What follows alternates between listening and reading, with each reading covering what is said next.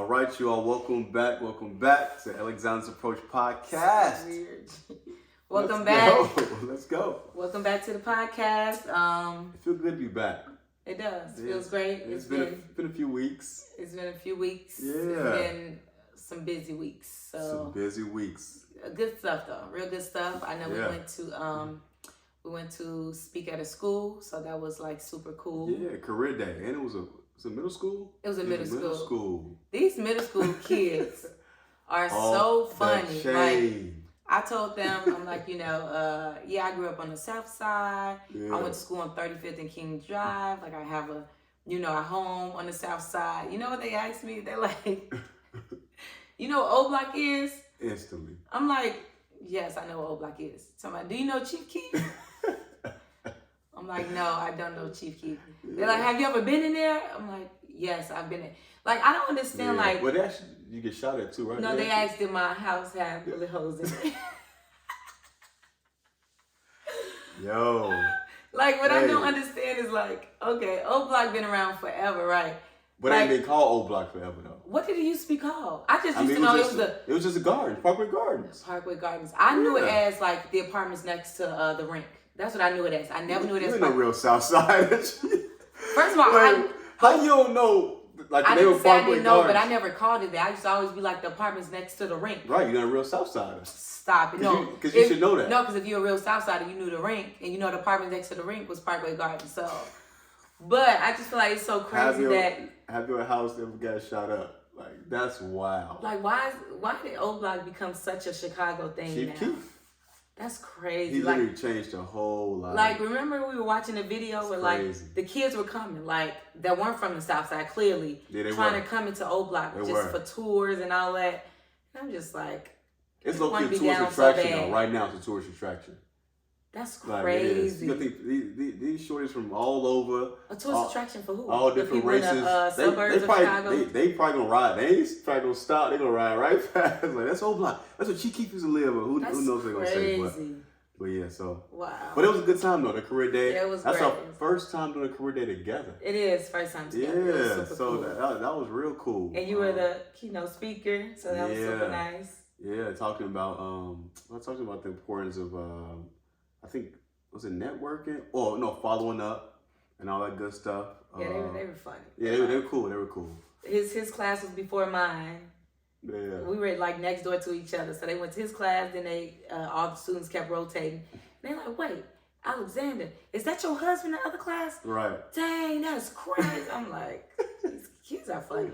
They are funny. So. But it was dope because they was real, like they was listening. They was very attentive. They really were. They asking good questions. So yeah, it was cool. It was cool. Super cool. So we did that. Then we went to the SIU. Slookie Ball. SIU Slookie Ball. That was super cool. First gala here in Chicago. Man, I feel like we've been doing like so many like Slookie things, like more than normal. We went to homecoming this past year. Then we went down in February. We become like super alumni though. Within a year though, that's great. I feel like why wouldn't we be? We should be. We should be. More SIU alums should. Our age group should. We should do more. Get back. Go back. Black alumni coming up. Shout out. It's summer, so that's gonna be a good time. But we should be going back outside of Black alumni. We should. But we don't. SIU alum is strong though. And especially in Chicago. Yeah, in Chicago. I think we kind of sleep on it a little bit though. Yeah, I agree. Like being at the Slookie Balls, it's so many alums from all different careers, all different backgrounds, like politicians, lawyers, doctors, it was professors, whatever. It was a lot that I didn't even know. Like it was a lot. And they support big time. So it was good. Yeah, it was great. I enjoyed myself. The food was really good too. The food was amazing. Man, you were smashing. Let me tell y'all real quick though. So, wow! Look, we haven't seen somebody we knew that was crazy. That was like the waiter, right, going to all different tables, putting the food. Me on blast, put the food on. You wow! I did not know you said. So she kept raving about the food, like it's so good, like yeah. So the guy was like, "What's up, y'all?" And did you ask him? I think she might have said like, "Can I get another?" Or he might. I did not. Or he might have. You said it was real good. I said. And he might have said like, "You want another?" He was like, "Yeah." Now, mind you, this never, y'all know like banquet style, like formal dinners. Nobody ever asked for another plate of dinner. Like, that was, she was like, yeah, I'll take another one. So I did too though. I ain't gonna lie. Exactly. Exactly. But after she asked me, I said, why not? First so of all, no. First of This all, is a big table, all these people here. And everybody ate all their food, you know, then dessert coming, all that. And he bring another plate of dinner. So no people looking at us like, how they get another plate of dinner? Like, it was so random. It pays to know people in high places. That's all I'm saying. First of all, the food was really good. Usually, banquet food is typically banquet food is typically trash, but this food was so good. So of course we came up and like, man, that food was so good. Like, you want another one? And if you know me, you know I love food. Like, that's true, but I was surprised you said yeah though. Why? I don't know. I didn't think you would. I thought you'd be like, no, it's okay. Oh no, why would I do that? No. But I tell you had a few glasses of wine. You probably was like, yeah. No, I was just hungry, and the food was really good. And didn't you eat the second plate? I did. Exactly. I did. So I wasn't gonna ask for a second plate, but since you did, I said, you know. You wild for putting me on blast. I know it is what it is. I did say yes though, and it was really good. But yeah. We had a great time. Who was there? Brian McKnight was there. Yeah. Man, the season alumni, the ladies, they love Brian McKnight. Oh my God, he came out. Yeah. They ran to the front. They did. I mean, he got hits though. Let's not get it twisted. He got a lot of hits. So we just talking about him. He was in the news. They say he's not claiming his first set of kids by his first That's wife. So crazy. Yeah, I don't know what that's about, but we just ran across. But they said he had one son and named him Brian Jr. Then had a few more kids. Then named another one. It's like three Brian McKnights. I mean, George like Foreman. Junior. Isn't all the George Foreman kids named George Foreman or something? I think so. Something like that. Though. But yeah. But to ask Brian McKnight, they loved him. Yeah, they loved him. He did his thing. Yeah, he did a great job. That was my first. He's aging very well. I feel like he looked nice for a nice older man, you know. Yeah. Still got his R&B swag. It was cool. Yeah. Cool. You want to say more about that? He aged very well. Continue. What else did you like about? Actually, I wasn't even paying attention. Like y'all were. You really what? Like you did disappear, kind of. I was talking to like all the alumni. We were over there just talking and catching up. You don't really appreciate R&B music like that. Yeah, because you were up there like in the zone. I know you love R&B. I know. Me too. So but I was like, he was doing his thing, hit after hit. Yeah, it was a good time. I looked over. I'm like, well, she been going about 10, 15 minutes. I saw you in the crowd. I'm like, and you gonna text you like, I'm in the back. Come to the back, like. Because I saw you, yes. But it was a good time. Definitely enjoyed myself. I can't wait next year. I know next year they said that they're doing it most likely in Carbondale. Yeah. I wish they'll keep it in Chicago, but they got to run it back in Chicago. It's gonna be in Carbondale next year. Or St. Louis. Yeah, I heard both. Oh, maybe it was St. Louis. I heard both. We'll see. I mean, it's still further from Chicago, true. Yeah, but it was a good time. So yeah. So Steve Harvey. Not sure if y'all saw this interview with Shannon Sharp and Steve Harvey. And he was just talking about just all things life. And one of the topics he was talking about the importance of having a really good helpmate, right? A really good support as in your woman, right? He was like, it truly matters. And from there, he was also talking about just like the importance of taking care of you. When you have a good woman, like the importance of really taking care of her. And it was a quote he said, I don't know if I remember, you might have to help me. I got you. He said, but I'm gonna try to see if I remember. He said either the woman is going to inspire you towards greatness or push you down or bump you down to mediocrity. Yes. Something like Close. that. Close. Your other half will inspire you to greatness or reduce you down to mediocrity. Oh, okay. I was close. Yeah. I was close. Yeah. And like that was real deep, I thought. Like really thinking about that quote, because whether it's a woman or a man, right, whoever you with, depending on the type of character they have, the work ethic, their morals, right, what they want out of life, that energy can definitely seep over to you in your life. So I thought that was a reflective statement. Thinking about like us, right, and us pushing each other, and those moments where I might need a extra push, or you're like, yeah, you got this, or you should go after this, or even you, like same thing. Like the fact that you have somebody in your life that can do that for you, I think that go a long way. Yeah. Compared to the opposite of saying like what's wrong with you? Like, get your ish together, because it could be that, and you just gotta figure it out on your own. I agree. Yeah. So I know a lot of people are like highlighting when he said like young dudes or whatever, y'all need to like take care of these women, but I feel like nobody's like talking about what he said before that, which is that quote, and I feel like that's more important. Yeah. So like choosing your spouse and your partner or your life partner, like that's the most important thing that you can do. So he said outside of God, right? that's the most important relationship that you're going to decide on or can have in your yes, life. He did. And I feel like it goes back to when we were talking about like how important it is to like your partner, because it's like choosing your partner that can make or break you.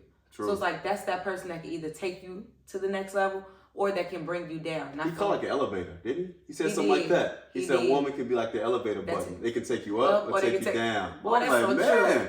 He was coming with them gems on that one. He was. And I think about like friends and family that's been in relationships, and depending on who you're in a relationship with, like that affects you as a person. So you can be a career woman on your stuff, have a good job, a good crib, a good car, or whatever, and you get with a dude that's a bum and that's not trying to elevate you or support you or whatever, and that's could be a leech to you, and that's gonna bring you down, even if you still have your home and your car. But it's like, how is your mental? Like, how is your happiness? So it's like they should be adding to that. So if they taking from that, that's a problem. They should be pouring into you at all times. Well, you said dude that he could be a bum, but what if the guy is like on top of his stuff, like career oriented, making good money, but also he's selfish, right? So he's like, I'm good, I'm straight. Like, you got to figure it out, get your stuff together, right? And so I think that's the opposite. He's not pouring into you. He giving, right? He might be paying the bills, right? He might be ambitious, but he ain't pouring into his spouse. He ain't pouring into his girlfriend, wife, whoever. He's just all about like, I'm good. Yeah. So when I say bum, that's what I mean. So when I say bum, I mean like overall. So it's like, maybe he's providing financially, but it's like, how is your mental? Like, is he supporting you mentally? Yeah. Like, so when I say bum, that means, and that's vice versa too. And I feel like that should be the conversation even more when it comes to like men and women, because it's a lot more men that's saying like, women don't, they only want a guy for his money. They don't bring anything to the table, which we talked about this before. I feel like I know a lot of women that has a lot to bring to the table, and, it's not reciprocated on the other end. So it goes both ways. So it's like, if a woman is being a bum and you feel like, I'm a man, I got a job, I'm paying for the bills, I'm paying for the house, the car, she's just here. Like, she's just here thinking, that's how it's supposed to be. Right. No, like, why would you have a bum that's bringing you down? Yeah, another part I think about is, how your spouse or whoever you with can bring you down. Like, you can be having a real good day, right, in general. You have a real good day, everything going well. And you might get to your driveway like, I do not want to go in this house. That's so crazy. You know what I'm saying? Like, that's crazy. But it just shows like how important your spouse like controls. I agree. Like, controls your mood, right? Controls like your day to day. Everything everything be going well for me, right? Great day to day, everything going good. But I get home and I be like, man, I don't even want to walk in the house. TV about to be nagging me, complaining about this, complaining about that. And I get in the house, now you arguing, the whole day is just shot. You know what I mean? It's like, imagine somebody having to deal with that day to day, right? Like, it can play a major role in psyche, especially kids in the equation. Yeah. So now the kids see y'all argue, right? They asking, what's wrong? What's wrong, Mom? What's wrong, Daddy? So all these things play a factor of like you choosing the right person. I feel like I've heard several guys say that. Like, like they've been in a situation where like they'll get home and they just like, man, I don't even want to go to the house. And I feel like that's so crazy. Like, I get home, I'm running in the house. Like, I can't wait to get home.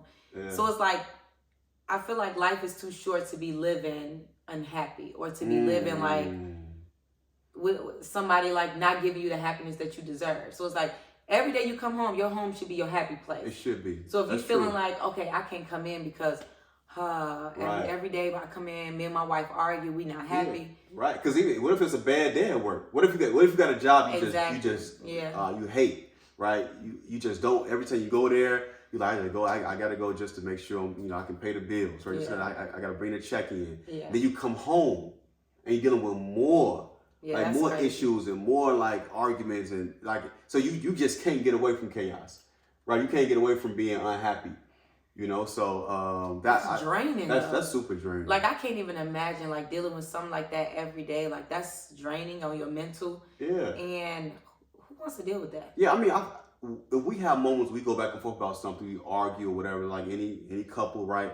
Like, after we argue, I'll be like, then we might not talk for 30 minutes or something, 45. They'll be like, hey, like, I got nobody to talk to. You know what I'm saying? You definitely. I be hating that. I guess I gotta text them. I gotta watch a show by myself. Watch it. So like, when when you used to talking to somebody and communicating all the time, and I stop, you're like, dang, like. But I feel like if you're doing that, like it's people that they feel like that before they come in the house, and then they come in the house and that continues. So it's that's like, what I'm saying. Okay, my husband downstairs, I'm upstairs. We go to sleep. Which sounds crazy, but I feel like I know of people that's in those situations right now, and it's like, that's not the way that you should be living. But I think it just goes back to like what Steve Harvey said, like why it's so important to pick your spouse. And even so, you may think you picked the right spouse. Think of how many people think that, and they switch up, and people switch and they change, and that's it's like I think it's important. And I wish he kind of would have went into this, like, what do you do after the fact? Like when you realize, like, okay, they're not pouring into you no more. Like they not. And where do you get that from? Like where do you get that positive energy from? Oh yeah. Like if your spouse not giving it to you, if your better half, whatever, if they're not giving it to you, where are you getting it? You gotta watch like a podcast. You gotta go to church to get like, but that's still just a little bit. Yeah. You know what you with your spouse most of the hours of the day. Yeah. Compared to anybody else. So where are you getting that? Where can you get it from? Yeah, I don't have an answer, but I guess church, praying, God, whatever, you know. That's tough. Whatever their outlet is, friends, probably family. You mentioned about being unhappy, and one of my guys was talking about, this was like, I'm gonna say like last summer, we was going somewhere. He was like, man, I don't understand people can be in a relationship and like literally just be unhappy.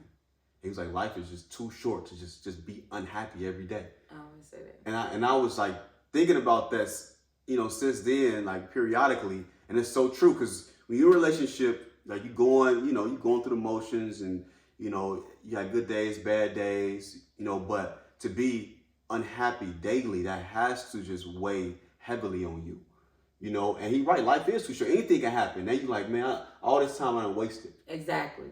That's why it's important that choose your spouse wisely. And then I think the hardest thing though is like people that's in relationships and then it starts to go left.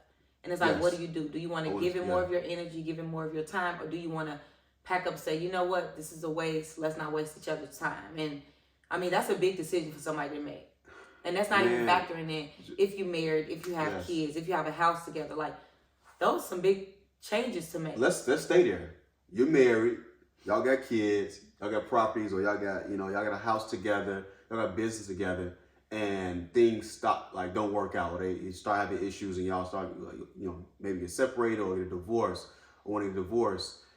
I literally can't imagine having to go through that process. Like I feel for anybody that has to like deal with that, and like especially with the kids or small kids, because just thinking about that situation and the small kids having to deal with that, and like you stay with the parents this weekend, you know, your mom this weekend, you come with me during the week. Like you ain't getting my baby. That's so crazy. Not be used to be around your kids. We're accustomed to that. That's tough.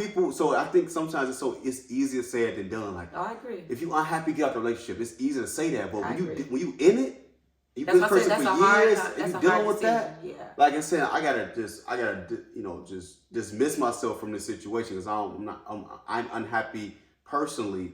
Like, I think in some ways you might feel like you've been being selfish because of the kids. Like, I need to just stick it out to give my kids this 2-parent household, to show them that. Yes. Like, I think you could probably feel that way as well. Like, it's like my happiness matters, true, but also my kids' like future and how they view a 2-parent household and their life matters too.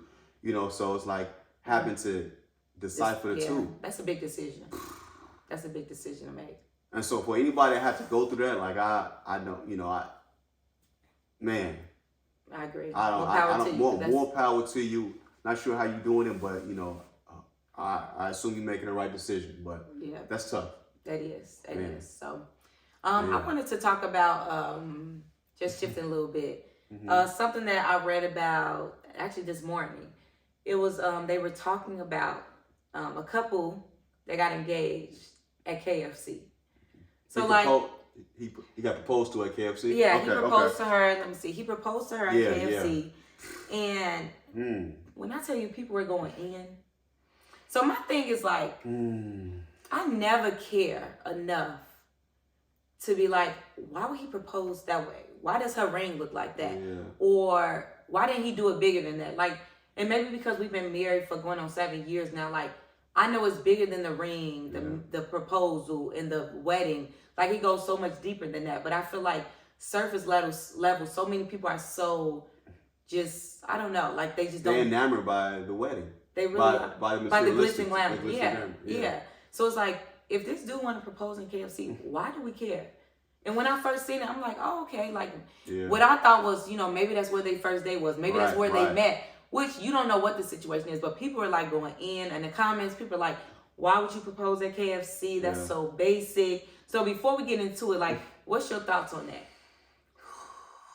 The first thought is, of course, you're like, it's KFC. Yeah. So your mind's like, why is he proposing at KFC? Mm-hmm. Right? And so, like, I don't know the background. So, I would assume it's a reason why, right? That we have no idea. But, again, it's aesthetics is like, why KFC? Like, dang, bro. Like, you couldn't find a waterfall, a little... Social media. It's social media. It's like a little banquet, a little dinner, whatever. But, so I think I'm just being honest, that's probably the first thought, like, why KFC? Yeah. But my immediate thought after this is like, why do I care? Like, why do I care so much how he's proposing? And look at the video or the picture, she was happy. She was super happy. She was happy. So if she don't have a problem with it, why do we care so much about somebody else's situation? And to me, that's just, you write social media, but it translates to everything via social media. Like, a lot of people just really be miserable and, like, negative on social media. Yeah. And they look for things to kind of just for clickbait or just have a conversation about. They like to insert themselves. And to instigate situations. And they have nothing, like, because what else are you doing? So but that's my thoughts on it. I don't know why he decided to propose at KFC, but again, it's not really up to me to. It don't matter. Why? So how important do you think it is, like, when it comes to the proposal? Like, I feel like now, and that's why I remember I was just telling a friend the other day, like, I feel sorry for people that's getting married now. Like, I'm so happy for people, but I feel sorry in the sense of weddings have gotten so big. Like I feel like our wedding was nice. Weddings was still big. It was only 7 years. You already got married 30 years I ago. know, but what's crazy is 7 years, like, people's weddings. For our age group. For our age group, I guess. But even, like, when we got married 7 years ago, like, the way we did our wedding, like, that was kind of like, ooh, this is big. But now, it's like the dress, the ring, the proposal, the bridal shower, the bachelorette, and all that. Like, and I feel like ours was like... We had all that. We did. Yeah. But now it's like on a different scale. Like the dresses are so much more elaborate. The weddings are way more elaborate, which, if I was getting married right now I feel like, dang, I got to spend. On. Yeah, it's like pressure. Yeah. And not to say because I don't think I felt pressure for the ring. My mind, I'm like, I want to get a unique ring, a nice ring, but I didn't feel pressure from anyone else. It wasn't like, oh man, like, my God, he got this ring for his lady. I gotta up that. Like, I wasn't thinking that way, to be honest, but I also knew I couldn't come with no trash ring. I had to save for it. I wanted to be unique. I wanted to be different, all that. So that did matter, though. It's crazy because I feel like now when I'm seeing weddings and on social media, like, I'm looking, I'm like, man, they got the flowers. They doing venues. They doing all this different stuff that we didn't do. And I'm just thinking, like, man. You do a redo? What you talking? I was thinking, like, man, what? I mean, like I just said, I feel sorry for people that's getting married right now because, like, when you seeing all these weddings, like, they've changed in the last 7 years. I know it's only been 7 years since we've gotten married, but now they so much bigger and more elaborate and just, it's a lot. So it's like, if I was getting married right now, I would feel like, okay, I need the best dress. I need the best venue. I need the best all that. And it's like, that's not true. Like, I know it's bigger than that because we've been married. But it's like, people that's seeing, like, a KFC proposal, that's all they're seeing. So, and they seeing, like, people getting proposed to on helicopters and at the, Eiffel Tower and all that. That's true. So you asked me that question. Let me ask you the same question. How would you feel, right? If I said, man, well, you know what? I ain't no man nothing. If I proposed to you at KFC. Because, of course, you ain't going to know the back. Like, you ain't going to know to propose, right? You'll just know I proposed in that moment. So how would you feel if I proposed at KFC? So, like you said, initially, the first thing unless I know it was our first date or something, but if it's just a random day and you propose at KFC, I'm going to hug you, I'm going to kiss you, I'm going to say yes, and all that. We going to be in our moment. But when we get in the bed that night, I'll be like, so what made you do it at KFC? Because I just really want to know. Well, okay, so now my question is, well, now I'm thinking, are you really happy in that moment then? Because you're like, oh, I'm gonna say I love you, I'm gonna kiss you, but and yo, back in my, you still like, why did this dude really propose to KFC? You ain't thinking that in a moment.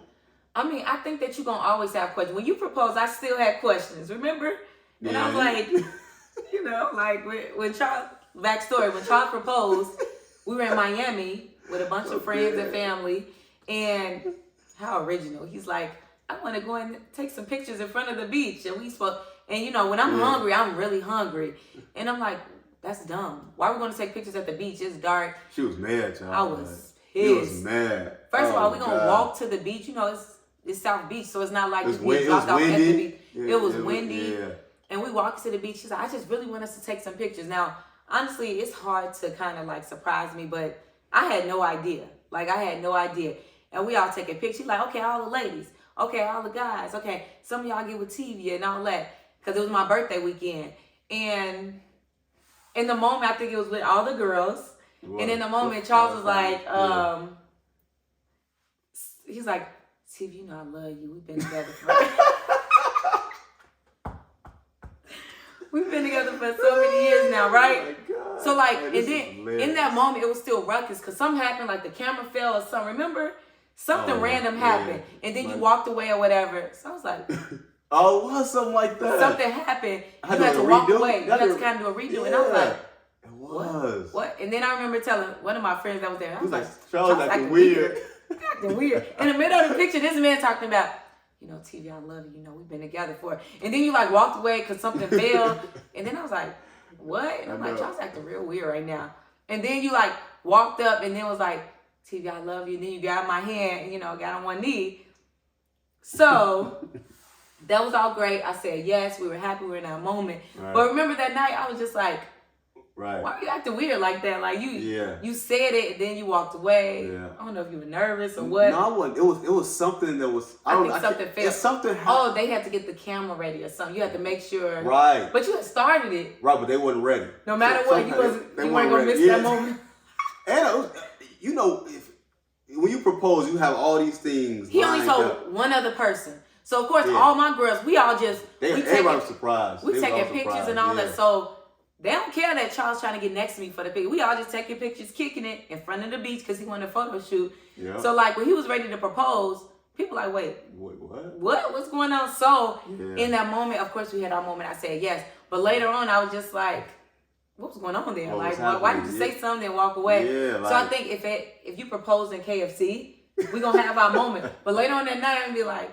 So KFC, I was gonna say Kentucky Fried. I put a lot of thought into like the planning for them. Like in Miami, we came here before. This would be so super dope. The next time we come to like actually propose the same area, like, and it was supposed to be early in the day, but it was a lot of us. So something happened. I couldn't make it earlier, but I still want to do it in that same spot. Guys were planning. Yeah, but it was like, but look, at that point it was dark, and I'm like, listen, if y'all don't hear nothing else, it is what it is. For all the dudes that plans on excuse me, proposing, make sure y'all use your girl's friends, okay? I didn't. The women know. The women gonna make sure she's good, make sure her hair is done, her I just nails didn't are trust done. them. Not that, but this would not because you're really good at trying to figure stuff out. Like you know, it's hard to surprise you because you always asking questions, something different. You gonna like, why is this that way? So you just be thirsty to know the just surprise. like I was wondering why are we walking to the beach exactly, and it's pitch black. Surprise. So not saying friends would have told you, or family, your sister, anything would have told you, but I just felt you would have tried to figure it out. I want you to have no hint of it. You know? Women are good planners. Yeah. So like men, when it comes to like certain things like that, just tell one. Tell one friend, and the friend that you know is the most responsible, gonna make sure stuff is on point. Because you should have, because we would have really good life. You go to propose, I had 5 rings on my finger. Literally, all those rings. All them fugazi rings. I'm like, if you don't take, bruh. And like, you don't take the rings off. He got to propose, and I say yes. And then before you put it on, I got to like, you know, so use the friend, leverage the friends. But, yeah. So that answers your question? Yeah, but I don't fully believe you, to be honest. I'm just being real. I don't think you'd have been just that calm if I proposed at KFC. Like, at a fast food restaurant, come on.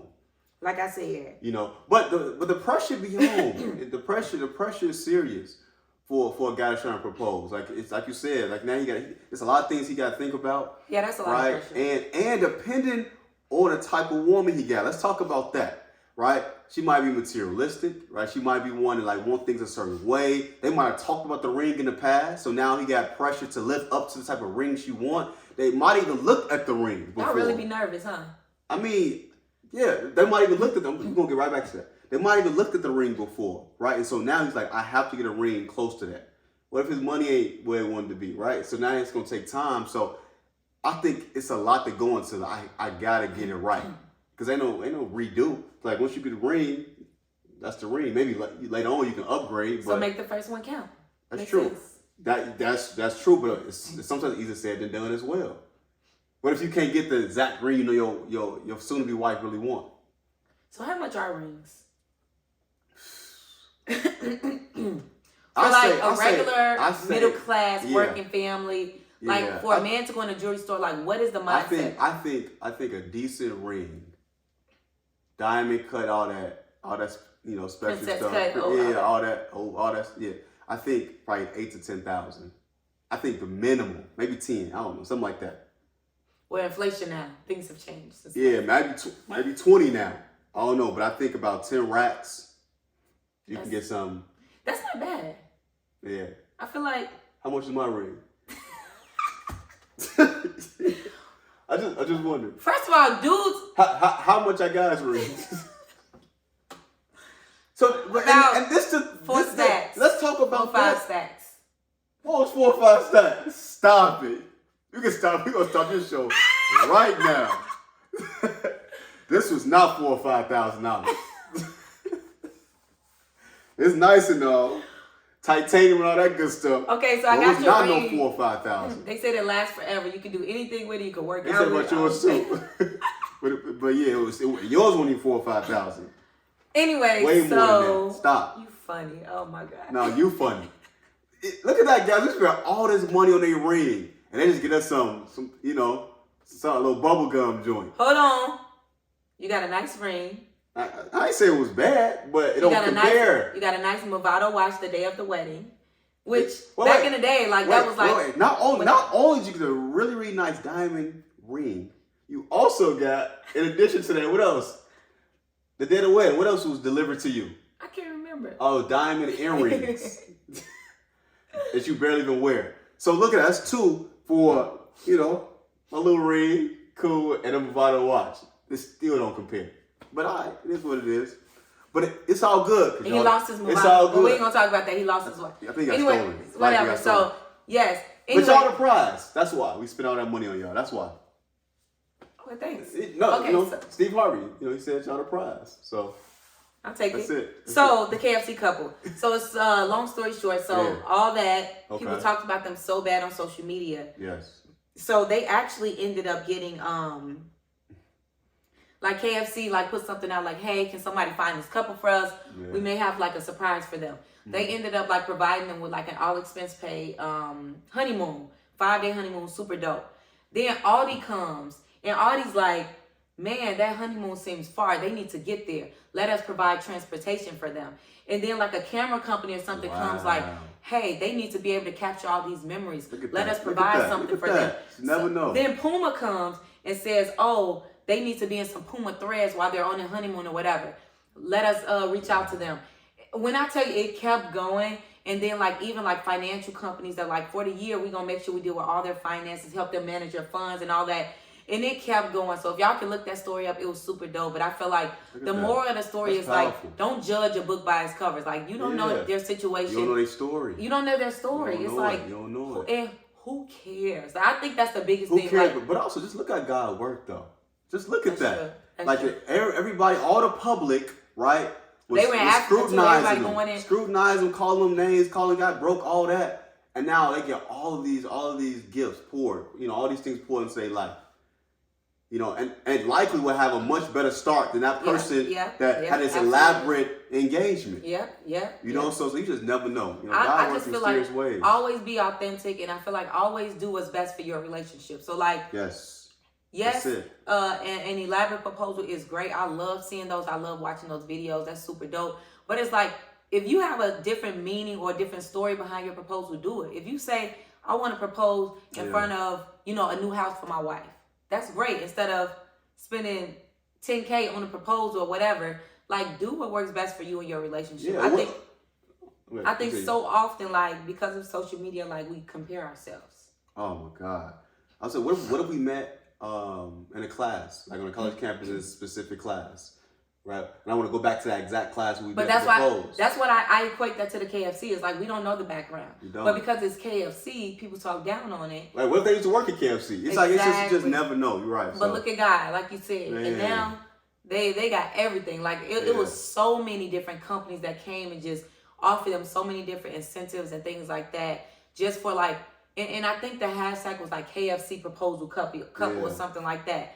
So it's like, I just think that's super cool. Yeah. And I love hearing stories like that. I think that Jonathan McReynolds got a song said "Comparison Kills," and he's just basically saying, like, on his last album. Yeah, one of his albums. But I liked his last album. Yeah, he basically saying, like, you compare yourself to people, you don't even know anything about them, you don't know their background.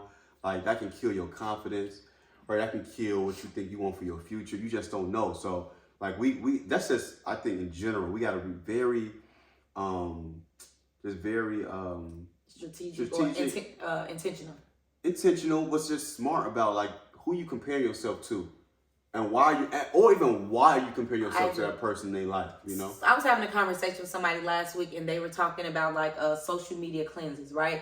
So, like, why people go on, like, social media cleanses and why they, like, say, you know what, I'm going to get off Instagram for, like, 6 months to a year. Yeah. And, like, they were like, why you never did that? And I'm like, what you mean? They're like, I feel like your life just, you just stay on social media. You've never had a moment. I never heard you say, you know what, I'm going to get off social media for 6 months until I get, figure life out or whatever. Mm-hmm. And I feel like, and I know, we know a lot of people that do that and they'll get off for 6 months, three months, whatever. Before. You did do it before. Yeah. But I feel like my thing is, like, I can easily be like, I don't take social media serious, so I don't have to get on social media. Yeah. If things are not going right for me, or I want to make changes, or if I want to fast, okay, that's a different story. But I can easily, like, have the control to say, like, I just don't want to be on social media. I don't want to post. Mm-hmm. I don't want to look at it. I can read an article. I love watching, like, different, like, videos, podcasts type of stuff. So it consumes your life. It does. I love those. I enjoy those. So it's like I can do that without being on Facebook or Instagram. So, like, what's your thoughts on that? Like, just taking a break from social media? Like, social media cleanses. Do you think that's important? Actually, I do. It's interesting though, because when you get off social media, but you got once you take an app off your phone and you stop going, you stop thinking about it, then literally you just don't, you don't even go to your phone to go to the app. Like, it's literally, you just don't think about it. And you're so accustomed to doing this thing, once you stop, it changes. Wow. So it was like, it's a habit, but the habit can also be reversed. Yeah. Right? Because your mind's like, okay, no point in going to it. But another thing I noticed, I know nothing was going on in the world when I was on social media. Like, I used to be in conversation with people, they'd be like, you heard about that? I'd be like, nah, you heard about this? So it's like, not only like, just like the media stuff or sports and all that, but just like the news. Yeah. If I'm not watching news or following news, like, I was not in the know of what was going on. But I do think overall, I think it was healthy. Really? It was healthy, like, because that time, you know what, iPhones, they tell you how many hours, like, a week you're on your phone, on social media and all that. And it might say 8 hours this week or 10 hours a week. And then you can think about what else could I be doing at that time? A lot. Like, I think I'll probably read more if I went on social media. I'm just being real. I would do other things more if I just wasn't consumed or on social media daily. So I don't think nothing wrong with the cleanse. Yeah. I think it's great. Yeah. I mean, think it's great. That's what's for you, yeah. Yeah, to each his own. Yeah. Nice. It's your call. Do what works best for you. Absolutely. So.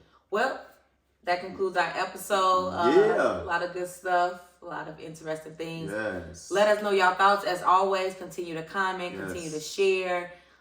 Send us topics. We actually love when people send us topics. So most of the time we use all the topics that are sent to us because y'all sent some good topics. So DM us. And we've been lining up topics and people for topics. So the goal is definitely have more and more guests on, because we know when we have guests on, the conversations is different. We like hearing other different perspectives. We've been having, debates and stuff for a long time, so we like to hear other people. Bringing other people on. Yeah. So if you got any good topics, email them, DM or to people us. that would be good, let us know. Yeah, and also keep commenting. Give us just your opinion on, like, we our goal is hopefully these topics and things we talk about, bless you, could inspire you, maybe having a good conversation at home with whoever. But yeah, let's keep it going. Keep it going. Keep it going. All right, make sure you follow us on the Alexander's Approach on Facebook, Instagram, YouTube. Make sure to subscribe. Yes. And share, people. Share. Bring people into our community. We love to read the comments. Speak hope. All right. Thank y'all. Peace.